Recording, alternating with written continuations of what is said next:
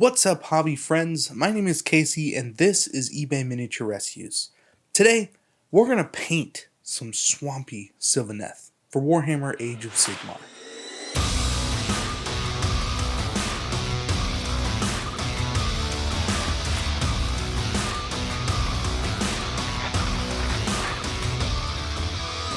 Last week on the channel, I talked about finding some super sweet pictures of a specific kind of Warhammer conversion, and that it was just too awesome not to try and replicate in some form or another. To reiterate, Bog Sylvaneth.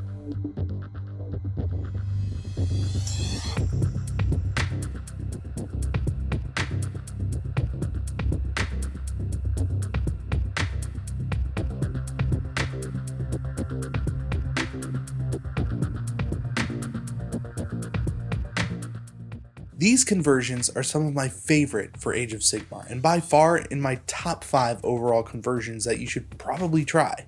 It kind of feels like there's a sweet top 5 list in there somewhere. I started with Spite Revenant parts from the Sylvaneth line, added a dash of Nurgle and a hint of texture paint, and out came my version of Bog Sylvaneth.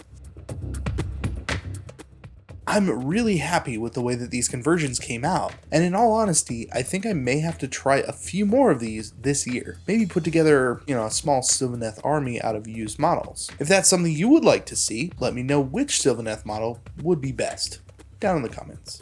So after getting the parts and doing these conversions last week, I'm ready to look at color and see where we need to go from there. In these examples, there are a few things that I really like, specifically how the skin is actually really bright, more like the inner wood of a tree, where the rest of the wood is more like bark and kind of dark. Looking even closer, there's actually quite a bit of variety in color on each model. Reds and yellows in the skin definitely give it a more bloated, rotten look. I'm gonna go for a nice warm wood with really pale skin, and I want the bases to bring the scene together so we can introduce some cool tones into the shadows to tie everything together. And for the bases, I want to bring in some realistic water to really make these guys sit in their swamp. Here are the problems we're probably going to face throughout this project. First, these models have several types of texture going on, and we need to make sure to highlight each of those.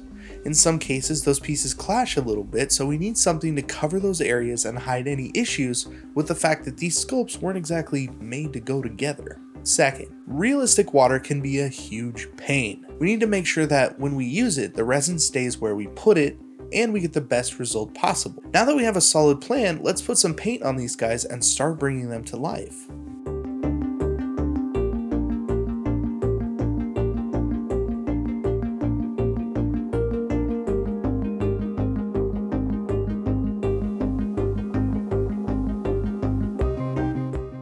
I'm going to start with the wooden bits. Using a warm purple-brown will give the wood some nice variety to start with.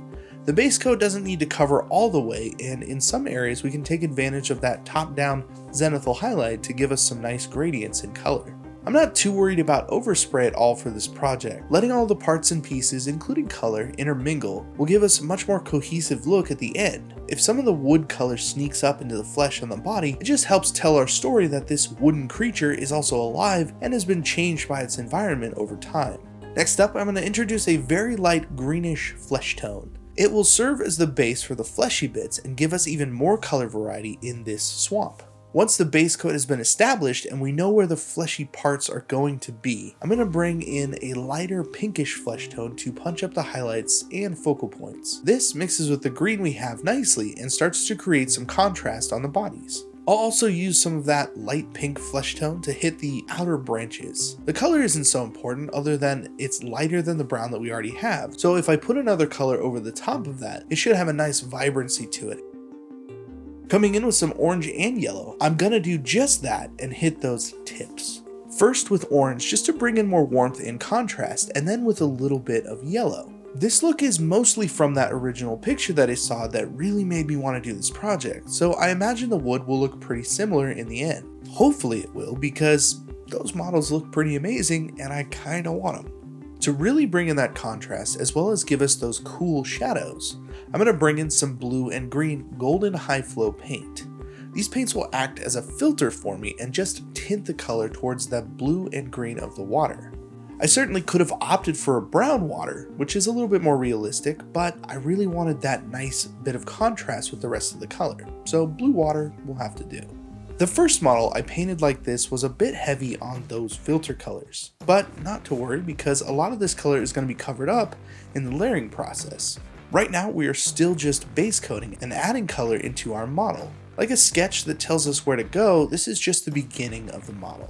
For this model, I also came in with the green and brown enamels pretty early. I wanted to really establish where the colors were sitting, and I thought that this made the most sense. After laying down the enamels, I decided that it would just take too long for them to dry properly, so I put these steps off until later. For the other models, I took this approach. After the base coats were established, I came in with a flesh wash. The red gives some life to the skin and brings in some contrast with the green. You can see as I hold up this comparison that this model isn't too far off from the inspiration picture. Still a long way to go, but I feel like we're on the right track. Before we continue, I want to talk a little bit about how I decided to paint these models, and not color choices, but how I was actually actively painting them. Okay, why is that important? Well, I don't normally paint like this, so let me try and explain before I get more into the video. This is probably the first time where I went all out on just mixing colors and pushing highlights, trying really hard not to overthink anything with the paint. If a color seemed like it would fit, then I would lay it down rather thick and push that paint around until I thought it looked good. Then either come in with some shadow color or a highlight to push that area a little bit further. Overall, a pretty interesting experience that I'm not all too familiar with, but using thicker paints and going strong with layering felt really good compared to my normal style of painting. I also used a pretty large brush, and granted one with a very nice tip, but still. I'm normally a Winsor Newton number 1 kind of person, and this was more like a number 3. Much bigger, but it made blending colors and layering go really well for me. Of course, the end results will speak for themselves, so you'll have to let me know what you think when we get there.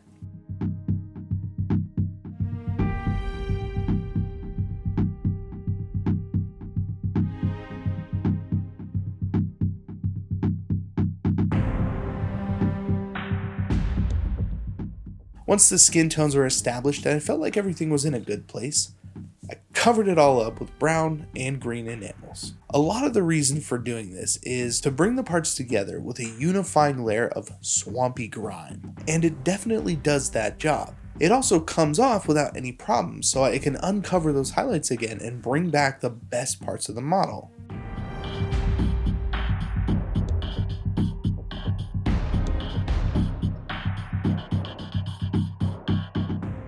Once the enamel's dry, I'll come back in and touch it up with some highlights and just give each piece a little more attention, pushing the highlights to their brightest and trying to keep the models consistent between each other.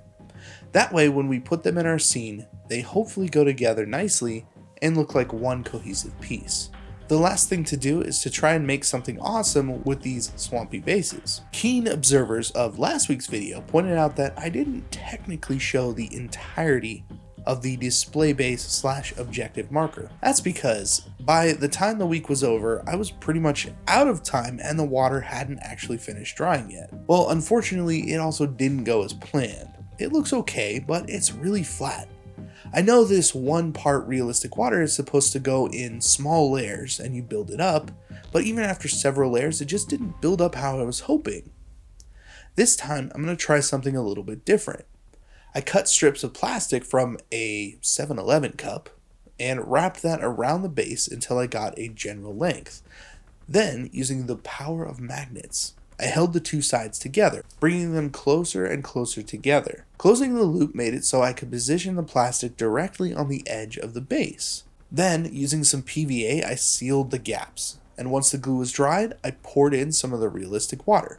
I'm still thinking that there will be plenty of evaporation and that the layer might not be very thick, but this should ensure that the water at least stays on the base. I repeated these steps for the other bases and I let them dry overnight. That pretty much wraps up these models. And I have to say, this was an epic project.